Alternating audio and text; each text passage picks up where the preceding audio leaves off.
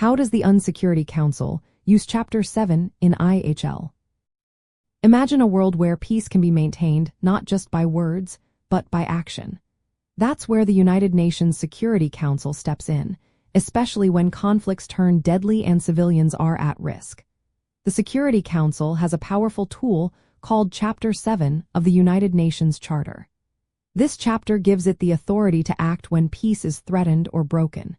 It's like a legal playbook for keeping international peace and security. Under Chapter 7, the Security Council can decide if a situation is a threat to peace or an act of aggression. Once it makes that call, it can take binding actions that all member states must follow. This is different from the General Assembly, which can only recommend actions. The Security Council's decisions are mandatory. It can use different measures to respond, starting with non-military options like sanctions or trade restrictions. These are meant to pressure parties into stopping violations of international humanitarian law. If sanctions don't work, the Security Council can authorize the use of armed force. This might sound extreme, but it's a last resort to protect civilians and enforce the laws of armed conflict. The Council can also establish international criminal tribunals, like those for the former Yugoslavia and Rwanda, to prosecute individuals responsible for war crimes and genocide. These tribunals are direct applications of Chapter 7 powers, holding violators accountable and reinforcing the rules of war. The Security Council's role isn't to override international humanitarian law. Instead, it works within its boundaries to support and enforce these laws. For example, when authorizing military action, the Council expects forces to follow the principles of distinction, proportionality, and necessity. These are core rules of international humanitarian law that protect civilians and limit unnecessary suffering. The Council also employs practical tools like targeted sanctions against individuals or groups responsible for violations.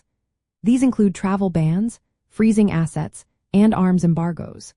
Such measures aim to cut off resources and prevent further abuses. The Council can also authorize peacekeeping missions to establish safe zones or deliver humanitarian aid.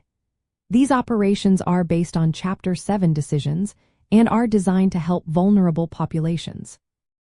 However, the Security Council faces limits. Its authority comes from the United Nations Charter, a treaty made by sovereign states. This means it cannot act arbitrarily or beyond its core purpose of maintaining peace. It cannot override fundamental rules of international law, especially those considered jus cogens or peremptory norms, like prohibitions against genocide or torture. These norms are binding on everyone, regardless of Security Council decisions. In the bigger picture, the Security Council's use of Chapter 7 complements the Geneva Conventions, which set out rules for humane treatment during war. While the Geneva Conventions lack enforcement powers, the Security Council can step in to ensure compliance. It can impose sanctions, authorize interventions, and establish accountability mechanisms. This makes the enforcement of international humanitarian law more effective and responsive to real-world conflicts. So, in essence, the Security Council's use of Chapter 7 is about taking concrete steps to stop violations, protect civilians, and uphold the laws of war. It's a tool that balances legal authority with the need to act swiftly when peace is shattered. This helps create a safer world where the rules of armed conflict are respected, even in the chaos of war.